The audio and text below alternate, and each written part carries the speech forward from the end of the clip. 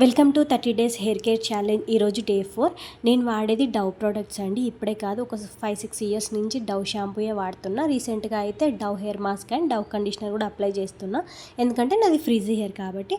So చాలామంది షాంపూని ఏం చేస్తారంటే డైరెక్ట్ అలానే పెట్టేసుకుంటారు. అలా పెట్టుకోవద్దు. షాంపూని ఎప్పుడైనా వాటర్లో డైల్యూట్ చేసిన తర్వాతనే అప్లై చేసుకోవాలి. సో షాంపూ వాష్ చేసిన తర్వాత హెయిర్ మాస్క్ అనేది మనం స్కాల్ప్కి వదిలేసుకోవాలి. ఓన్లీ హెయిర్కి మాత్రమే అప్లై చేయాలి. స్కాల్ప్కి అస్సలు టచ్ అవ్వనివ్వద్దు.